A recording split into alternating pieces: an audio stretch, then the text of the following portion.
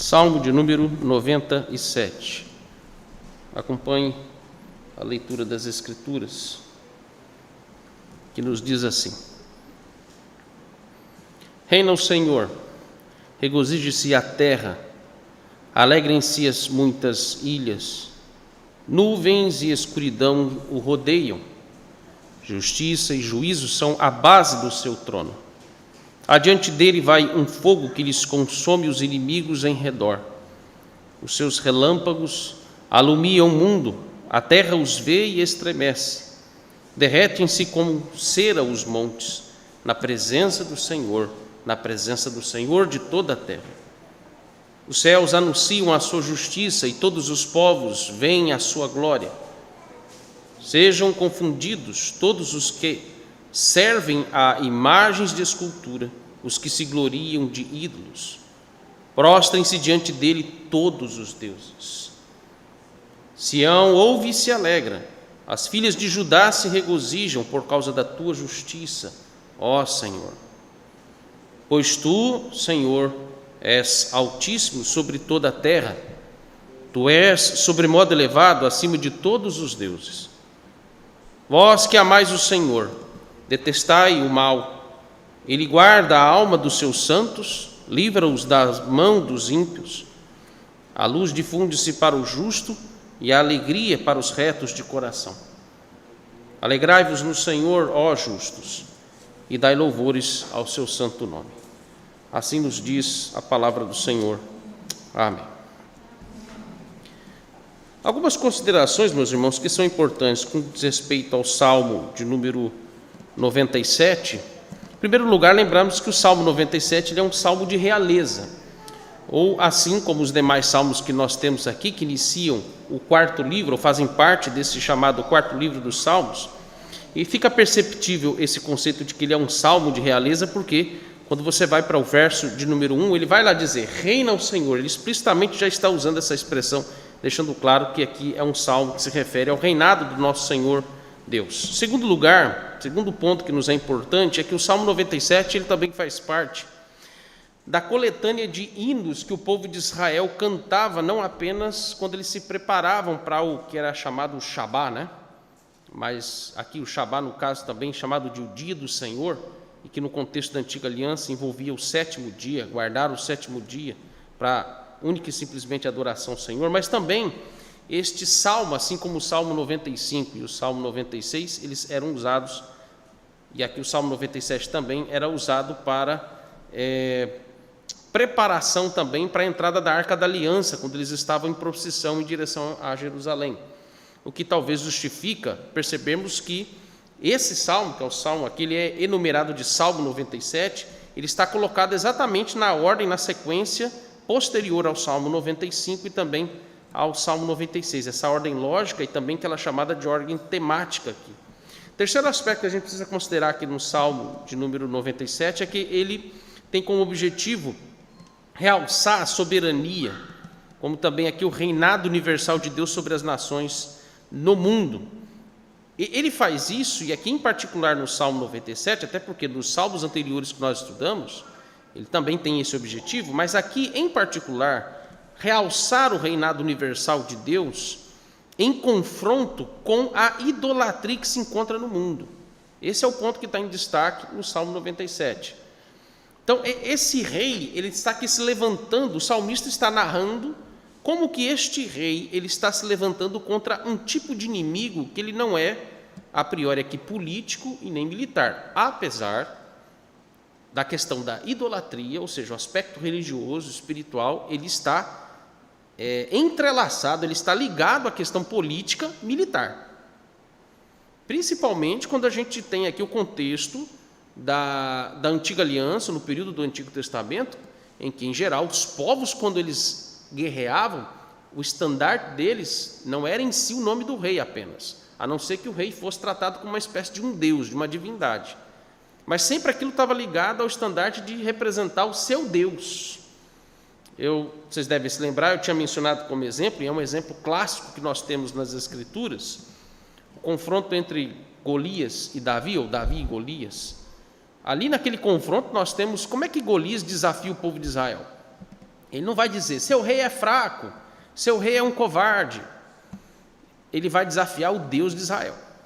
Tanto é que a ira, a indignação de Davi é exatamente contra Golias por ter desafiado o Deus de Israel. Esse é o aspecto que nos é chamado. Ele até xinga o Golias de o incircunciso. É um xingamento pesado para a época, né? Mas veja, em essência, o Salmo 97 ele nos traz à tona esse cenário de que o verdadeiro Deus ele está se levantando contra os falsos deuses. Então, na verdade, o Salmo 97 ele faz aqui coro com esses salmos anteriores que nós havíamos estudado, que é o Salmo 95 e o Salmo 96, quando eles têm aqui uma declaração uniforme, há uma expressão que é uniforme. Por exemplo, se você rapidinho puder olhar, por favor, no Salmo 95, olha o verso 3. É a mesma expressão usada também no Salmo 96, verso 4, como também aqui no Salmo 97, verso 9. A mesma declaração, a mesma expressão. O que está dizendo o Salmo 95, verso 3? Se alguém puder ler, por favor. Porque o Senhor é o Deus supremo, e o grande rei acima de todos os deuses. Então, guarda essa expressão, acima de todos os deuses. Olha o Salmo 96, verso 4. Ele está usando qual expressão aí? A mesma, né? Acima de todos os deuses. Olha o Salmo agora 97, verso 9. A mesma expressão aí. Acima de todos os deuses. Então, é por isso que o Salmo 97, provavelmente ele tenha sido também composto no contexto de 1 Crônicas, capítulo 16. Se você observar no 1 Crônicas, nesse capítulo 16, mais precisamente o verso 25, ele usa a mesma expressão, acima de todos os deuses. Quarta consideração que a gente precisa fazer na introdução desse salmo é que esse salmo ele também possui os mesmos imperativos que os salmos 95 e 96. Quando ele enfatiza, resumidamente aqui, a adoração, essa convocação de adoração, o segundo elemento que em comum com esses salmos anteriores também é pregação, anúncio, e o terceiro elemento que está contido aqui é o regozijo, que expressa-se com uma ideia, o conceito de gratidão. Tá? Então, a ênfase nesse salmo, ele está agora aqui nessa expressão alegrem-se, regozijem-se. Todos os elementos que se observar o Salmo 97, como você já leu aí comigo, você vai perceber que todos os elementos e todos os seres vivos, todas as criaturas que fazem parte da criação como um todo, eles estão sendo convocados ao regozijo, à alegria. Então, aqui a adoração ela está personificada na expressão do coração, alegria, regozijo. Sendo assim, então, qual que é o esboço, qual que é a divisão do Salmo 97? Esse salmo, a gente pode dizer que ele está dividido em pelo menos 3 partes, ou em 3 sessões. Tá? Então, a primeira sessão, nós temos aqui uma convocação de alegria e gratidão que ela é dirigida a todas as nações do mundo. Já eu vou explicar um detalhe, né, uma particularidade aqui dessa primeira convocação, quando se trata de uma convocação que ela é universal, porque ela está aqui relacionando os elementos da criação, Deus usando os elementos da criação para fazer com que os seres humanos, os homens, veem, contemplem como que Deus manifesta o seu poder, para suscitar neles gratidão, para suscitar neles alegria. A segunda sessão, ela é uma convocação de expressão de alegria e gratidão, agora, mas só que numa espécie de um anúncio de uma sentença, de um juízo, né? Ele está sentenciando os seus inimigos. E quem são esses inimigos? Como é que esses inimigos eles são caracterizados aqui? Eles são caracterizados como idólatras. Tá? Idólatras, os que servem a outros deuses, falsos deuses. E a terceira sessão, ela se volta agora, ela sai do escopo universal, que envolve todos os seres humanos, e ela vai se concentrar nos eleitos. Você percebe a mesma semelhança da estrutura dos salmos anteriores, né? Ela usa essa mesma estrutura, de partir do geral, as convocações sempre são do geral para o particular, do geral para o específico. O geral é todos os povos indistintamente, todas as pessoas indistintamente. Não interessa se é justo ou se é ímpio, não interessa se é crente ou se é um incrédulo. Todos têm o dever de adorar e expressar regozijo e gratidão ao Senhor. a existência deles basta como exigência justificável para isso, né? E aí termina no aspecto particular a convocação, porque ela se volta mais especificamente para os eleitos, para a igreja do Senhor, que está espalhado por toda a terra.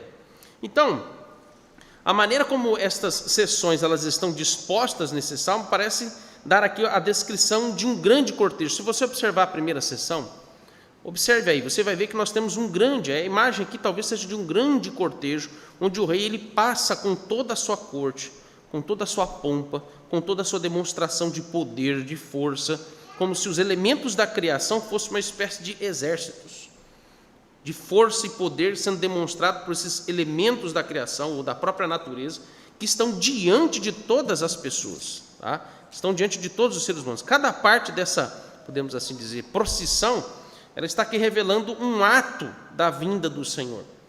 Então, em certo aspecto, a gente pode dizer que o Salmo 97 ele contém elementos escatológicos aqui.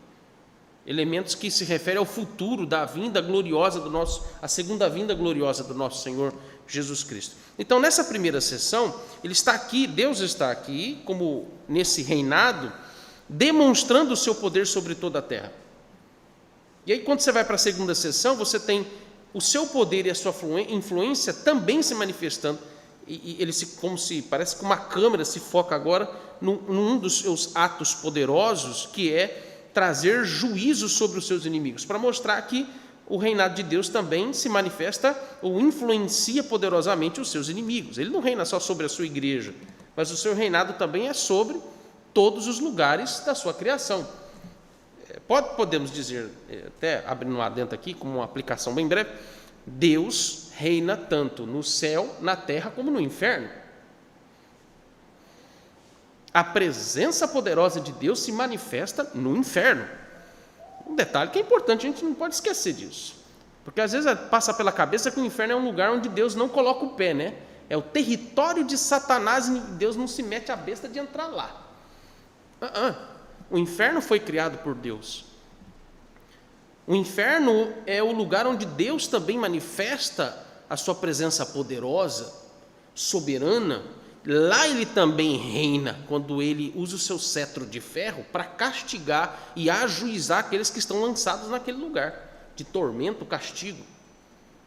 Deus, ele manifesta o seu poder sobre os seus inimigos também. A terceira sessão, quando ele vai mostrar que a sua influência se dá mais em particular sobre os justos, numa perspectiva diferente agora da dos seus inimigos. Então, o Salmo 97 ele está contrastando essa influência do reinado do verdadeiro Deus com o domínio, e a gente pode dizer com essa expressão, que o que também a gente pode denominar de reinado também, o domínio dos falsos deuses, ou que você pode também considerar aqui como o reino das trevas. O que a gente pode definir como o reino das trevas? Idolatria, adoração a falsos deuses. Uma aplicação bem breve nesse ponto aqui, mesmo que ainda nesse contexto geral do Salmo 97, qual é a raiz de todos os males e problemas que nós percebemos que influencia ou que serve de peso, juízo, castigo da parte de Deus sobre toda a humanidade? Qual é o problema raiz? Idolatria. Na descrição que é dada quando fala do coletivo de todo o problema da humanidade, o problema é a idolatria. Se você olhar lá para Romanos capítulo 1, já até tínhamos visto isso nos salmos anteriores, usando esse texto, que ele vai mostrar que o ponto de partida para que Deus se ire, em primeiro lugar, é a incredulidade do homem. E a incredulidade leva à idolatria. Então, esse é o ponto de partida que está nos mostrando por que Deus, então, ele manifesta o seu poder, vamos dizer assim, com toda a sua ira, com toda a sua força em castigar os ímpios.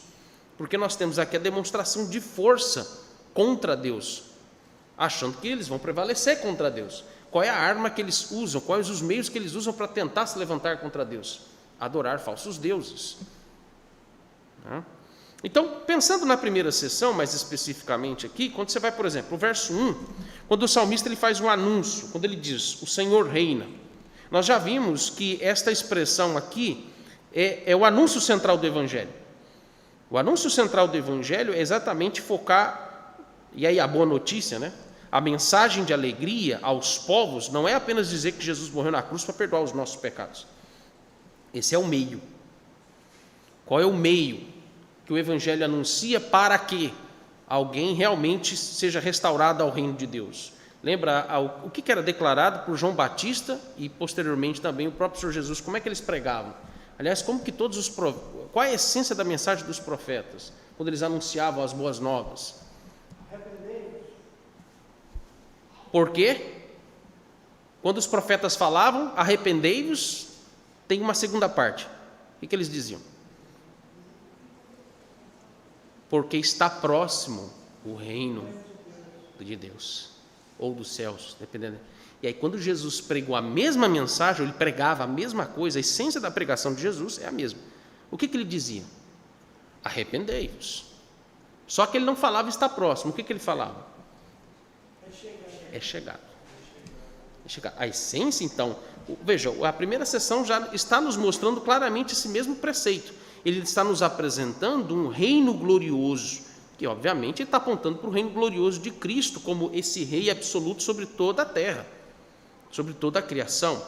Então o salmista, ele apresenta um reinado que ele possui estabilidade, que ele possui prosperidade e que é permanente, não é temporário. Não é igual quando, por exemplo, de 4 em 4 anos a gente precisa eleger um rei temporário. A presidência da república é uma espécie de um reinado temporário. Tem uma espécie de uma imagem projetada ali, tem palácio, tem, né? É chefe de estado, é chefe de governo. Os elementos reais estão ali presentes. E de 4 em 4 anos a gente fica naquela sensação de instabilidade, de tensão, com medo de que a troca de um chefe de estado e de governo possa causar problemas à nação. Então, observe, esse rei é um rei que ele preserva, protege, ele, no final do Salmo 97, isso vai ficar bem enfatizado aí, ele coloca a estabilidade e prosperidade e ele estabelece a sua paz para sempre. Essas são as características do seu reinado. Então, esse é o motivo quando você percebe que grande parte dos elementos que são usados para a manifestação desse poder universal de Deus está ligado aos elementos da criação. Por exemplo, olha o verso 1. A palavra terra lá se refere a todas as nações.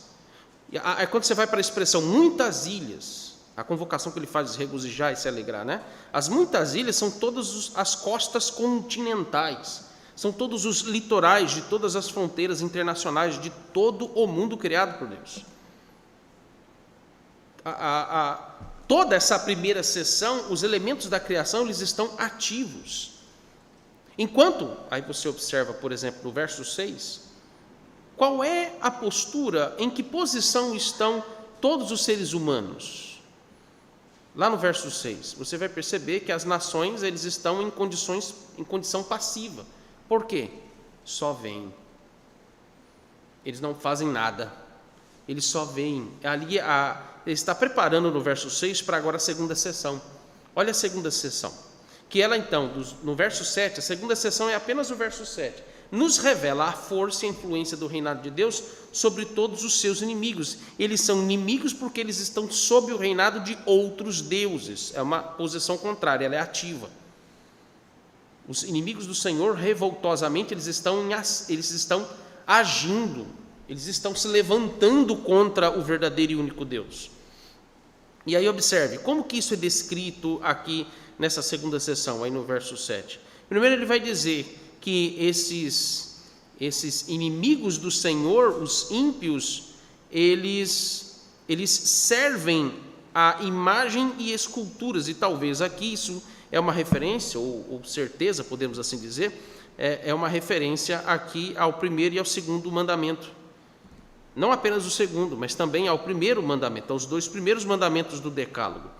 E olha o verbo servir, no hebraico, literalmente ele significa trabalhar, ou realizar uma obra. Isso me remonta à mesma expressão, só que lá no contexto do Novo Testamento, quando você vai para 1 Timóteo capítulo 3, o apóstolo Paulo, no verso 1, obviamente o contexto é para falar dos presbíteros e diáconos, né? Mas lá no início, o que ele diz lá? aquele que almeja o episcopado, e a palavra episcopos, ela tem talvez o mesmo sentido que é usado em 1 Coríntios capítulo 4 para falar dos servos de Cristo, ministros de Cristo, que são servos. Então, a referência que ele dá lá em 1 Timóteo 3:1, quando ele diz, aquele que almeja o episcopado, excelente obra. A palavra obra lá é a mesma para se referir à ideia de trabalho. O ministro, ele é uma espécie de um servo. Lá a história de José. O que José era na casa de Potifar? Ele exercia autoridade na casa de Potifar. Mas ele não era o dono da casa. Ele representava o dono da casa. Ele era um escravo. A condição, só que agora aplicada aqui ao contexto desse verso, a condição deste que ele chama de servos, ou os que servem à imagem e esculturas, é no sentido, obviamente, negativo, no sentido de mostrar que eles trabalham ou eles realizam uma obra para os falsos deuses. E aí tem a mesma conotação de trabalho escravo, trabalho servil. Isto nos revela que a adoração, seja qual for a esfera religiosa, seja qual for a divindade que as pessoas adoram, em essência, a religião ou a adoração é um tipo de trabalho, é um serviço prestado. É por isso que também no Novo Testamento, algumas vezes, vai aparecer a palavra grega lá, leiturgos, que é o que a gente comumente usa na língua portuguesa para se referir à ordem do culto aqui. A gente usa a palavra liturgia. A palavra liturgia literalmente significa serviço. Serviço. Adoração é serviço. Aí a outra palavra que aparece aqui é prostrar-se, que literalmente significa deprimir-se, significa humilhar-se. Essa é a posição que o salmista ele chama atenção para o conceito de alguém que está subalterno, de alguém que está subalterno no seu coração, admirando o seu Senhor, o seu dono. O salmista ele já nos deixa claro que esta é uma posição que por si só já é um tipo de punição aos que o Senhor rejeita, por estarem servindo e adorando aos falsos deuses e rejeitando ao verdadeiro Deus. Então é nisso que o salmista ele está nos mostrando que os falsos deuses eles também são humilhados na personificação dos seus adoradores. Os falsos deuses também são destroçados, destruídos na personificação dos seus adoradores. Terceira seção, ela é muito rica porque ela se refere à forma como Deus ele recompensa. Agora vamos sair desse contexto de peso, juízo, castigo, para agora a um aspecto positivo, quando ele agora volta de novo, agora especificamente aos eleitos, e ele convoca os eleitos a regozijar-se no Senhor, porque ele enfatiza aspectos que envolvem recompensa. Aqui, na terceira sessão, ela é muito rica porque ela se refere à forma como Deus ele vai premiar aqueles que se regozijam nele, aqueles que amam o Senhor. O verso 8 deixa isso bem claro. Aqueles que amam o governo de Deus nesse reinado no coração dos justos, né? Então, a ideia aqui de justo, ela tem o mesmo sentido que nós estudamos, inclusive, domingo passado agora, no Catecismo Maior, do conceito de alguém que recebe uma alta condecoração, já que a imagem o cenário aqui de realeza, né? Alguém que recebe uma alta condecoração, um título de nobreza na terra, que é ser chamado de justificado. Os que são justificados, a expressão ser justificado por Deus, os sermos tratados como justo, é como receber um título de nobreza. Essa é a imagem que nós somos. Isso é uma forma, é um distintivo, podemos assim dizer, para mostrar que nós somos diferentes dos demais da terra. Todos estão sob o governo, todos estão sob a autoridade e o reinado de Deus, que ele é universal. Mas a forma como Deus manifesta o seu reinado sobre os eleitos é distinta da maneira como ele reina sobre os ímpios. E o que faz essa distinção? É se você segue ou não a Cristo. É se você ama ou não a Cristo. É se o seu coração está devotado totalmente a admirar de corpo e alma a Cristo, como seu Salvador e como seu Senhor. Esse é um aspecto que envolve um reinado. Por isso que a maior de todas as recompensas que aparece nesse salmo é a verdadeira alegria, a felicidade no Senhor. Lembra do Sermão do Monte, o início? Como é que é o Sermão do Monte? Como é que ele começa? Como é que Jesus começa o Sermão do Monte? bem-aventurados, felizes, abençoados. O conceito de felicidade e satisfação está no conceito de bênção, de ser abençoado. A maior de todas as recompensas que nós podemos receber aqui nessa vida, se nós fazemos parte do reino de Deus, é a verdadeira alegria que Ele nos dá, em meio a qualquer circunstância e em meio a qualquer situação ou reação que você possa ter. No desespero é possível a verdadeira alegria. Em situações angustiantes e depressivas, é possível desfrutar da verdadeira alegria. Que ela não está relacionada a priori apenas com a sensação e as reações emocionais e psicológicas da alma.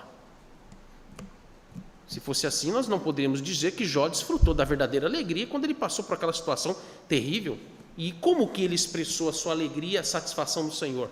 Quando, em luto, rasgado as suas vestes, ele vai fazer uma declaração que não é blasfêmia contra Deus, mas é de louvor ao Senhor. Quando ele diz, o Senhor me deu, o Senhor me tomou, e ele disse, bendito seja o nome do Senhor.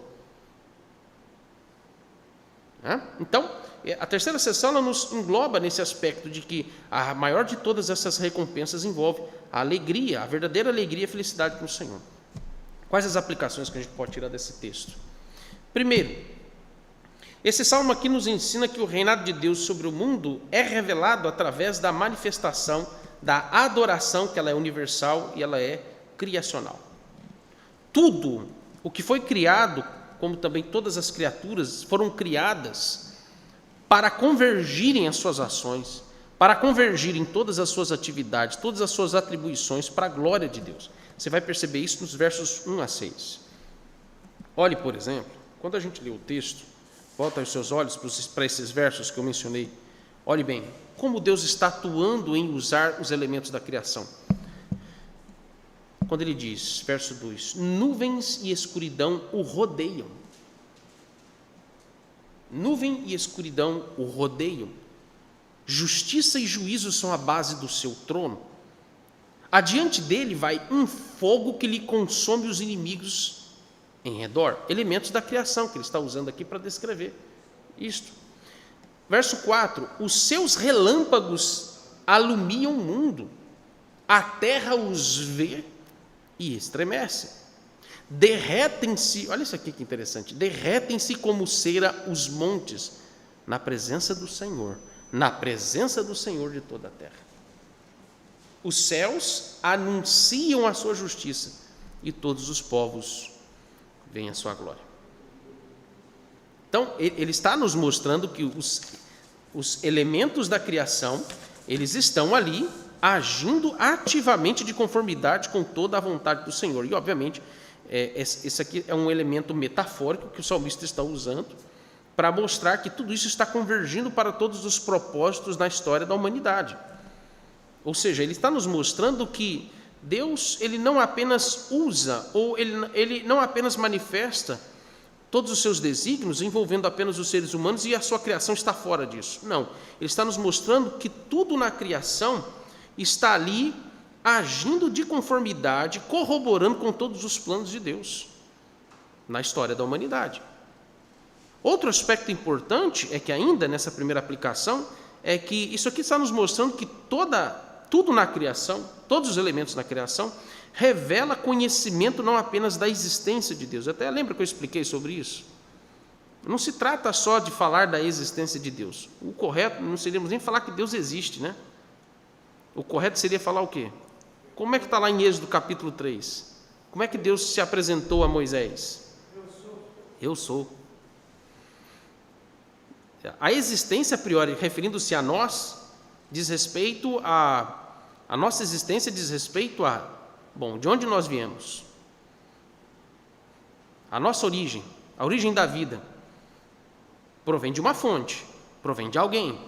Quando você se refere a Deus, Deus ele não está subalterno, ou ele não dependeu de ninguém que fosse superior a ele para existir. Deus é.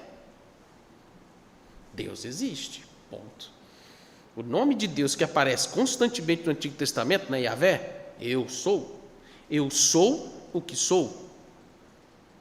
Então, veja, ele está não apenas revelando esse aspecto de que Deus é, ou seja, que Deus existe, mas também enfatizando o reinado absoluto de Deus sobre todo mundo. Então, veja, é notório a todos no mundo.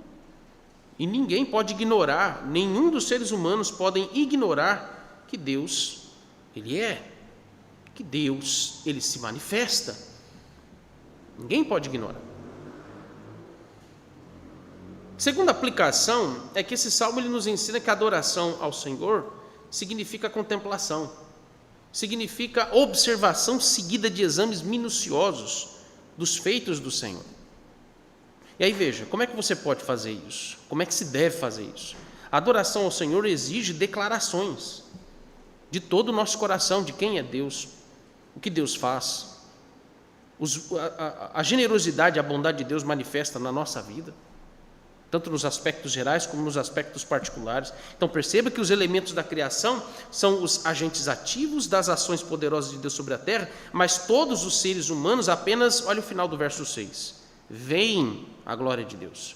Veem, a ideia de ver, não apenas que estão observando ou vendo no sentido apenas de, ok, vi e passou. Não, a ideia ali é de exame, meditação, contemplação do coração, se manifestando através de tudo que Deus tem feito por meio da criação. Deus tem demonstrado o seu poder e a sua influência suprema sobre o mundo, não apenas pelos elementos naturais da criação, mas também pelos acontecimentos, pelas ações dos homens na história. E em todos estes acontecimentos, Deus, Ele reina e Ele manifesta a sua justiça e o seu juízo. E esses elementos inanimados da criação, eles estão a serviço permanente da vontade de Deus sobre o mundo. Como que também todos os povos, eles estão a serviço de todas as demonstrações reais e espirituais do poder de Deus. Isso aqui está revelando que até mesmo os ímpios, mesmo que eles não gostem, mesmo que eles rejeitem o Senhor, até o mal que eles fazem está manifestando o reinado, a justiça e o juízo de Deus sobre o mundo, seja qual for o lugar. Terceira aplicação. Qual é essa aplicação? Ela é mais agora particular no nosso coração. Qual é a divindade que você serve? Para qual divindade você trabalha?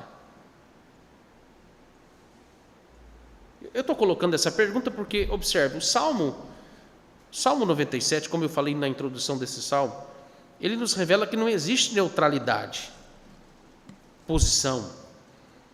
Não existe independência por parte do ser humano em relação a quem controla a sua vida. Nós não controlamos a nossa vida. Nós não controlamos os desejos e os anseios do nosso coração.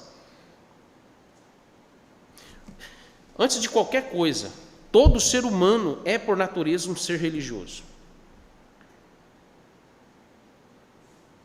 Todos os homens, sem exceção, adoram alguma divindade, servem, trabalham para algum Deus. Alguém ou alguma coisa controla a sua vida. Por implicação, toda adoração ou admiração religiosa traz alguma recompensa para o seu coração. Trabalho está associado com recompensa, não é verdade? Serviço está associado com receber salário. E já não à toa que Romanos 6, 23 vai falar que o salário do pecado é a morte.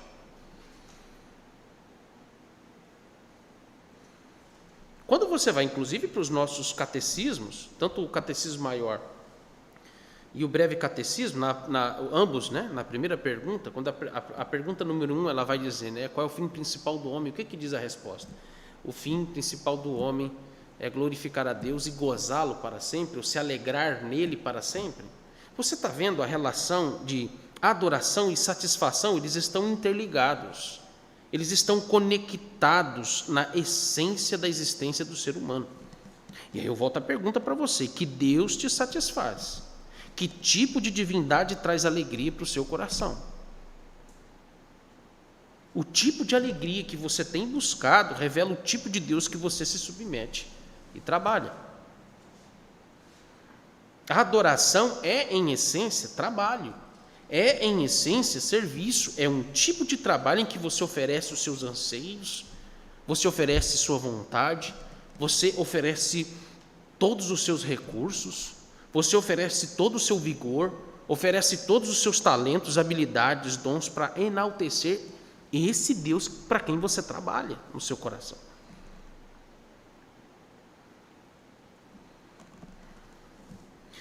Mas eu quero te chamar a atenção para uma advertência e lembrar que os deuses falsos, eles só serão capazes de encher o nosso coração com falsas alegrias, com falsas recompensas. Mas o vazio na alma daqueles que servem a falsos deuses, ela é permanente. A alegria que os falsos deuses podem oferecer, ela é transitória, ela é fraca, ela pode te levar a um êxtase por algum instante daquele momento em que você desfruta prazerosamente das recompensas que esse falso Deus te dá. E obviamente vocês sabem muito bem, pelo menos a maioria de vocês, que quando se trata de idolatria, não se trata apenas daquilo que é esculpido, visível, externo. Mas a gente sabe da quantidade de ídolos que o nosso coração está cheio. Todo qualquer tipo de prazer que nós buscamos satisfazer descontroladamente, de forma desenfreada, é um ídolo.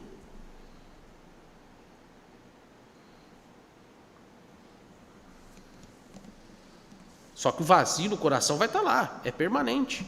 Enquanto ele não for preenchido pelo único e verdadeiro Deus. É por isso que o salmista, ele convoca os eleitos a amar ao verdadeiro Deus e a odiar aos falsos deuses. Esse é o contraste que está estabelecido. Se Deus ama os idólatras, nós também devemos odiar os falsos deuses. O verso 7 nos ensina que os que servem aos falsos deuses, eles vão ser vergonhados, vão ser humilhados e destruídos por Deus. Mas olhe para os versos 8 a 12, você lê depois com calma essa passagem, quando você vê que aqui o salmista nos ensina que Deus vai recompensar com a verdadeira alegria os que servem e amam ao único e verdadeiro Deus. E aí a pergunta que eu te faço mais uma vez, você desfruta da verdadeira alegria no verdadeiro Deus?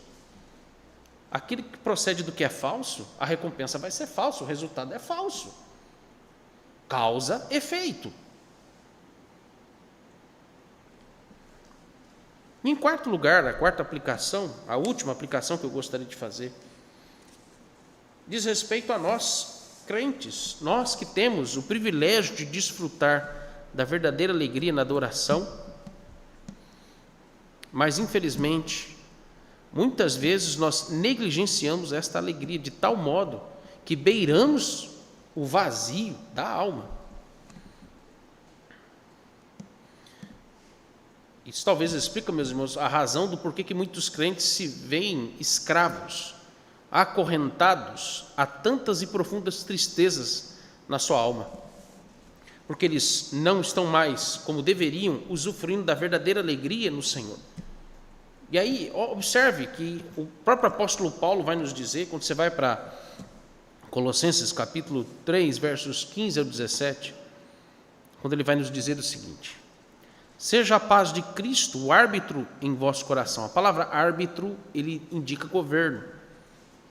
Quem governa a sua vida? Quem julga? Quem está arbitrando sobre o seu coração? Até porque eu tenho que lembrar que o homem não tem livre-arbítrio nesse aspecto, né? Porque naturalmente ele já nasce, ele é concebido, ele nasce servindo e adorando, escravizado a que tipo de Deus? Pecado. E já está escravo do pecado. Ele serve o pecado. Ele já nasce inimigo de Deus porque ele nasce em pecado. Em essência, esse é o conceito do que vem a ser o pecado original. Mas aqueles que são crentes no Senhor Jesus, foram transformados pelo Espírito Santo e eles servem a Cristo, o árbitro do vosso coração é a paz de Cristo. Seja a paz de Cristo o árbitro em vosso coração, o qual também fostes chamados em um só corpo, sedes agradecidos. Habite ricamente em vós a palavra de Cristo, Instruí-vos e aconselhai-vos mutuamente em toda a sabedoria. Olha a adoração como critério para que a gente alimente essa alegria, verdadeira alegria no Senhor, louvando a Deus com salmos e hinos e cânticos espirituais com gratidão no vosso coração.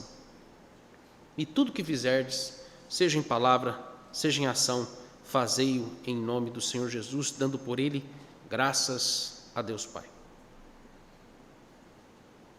A verdadeira adoração é que vai produzir uma verdadeira alegria e contentamento no Senhor.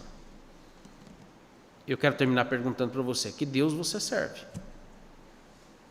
Para qual Deus você trabalha? Para qual Deus você se dirige esperando dele uma recompensa? Amém. Vamos para o nosso momento de oração.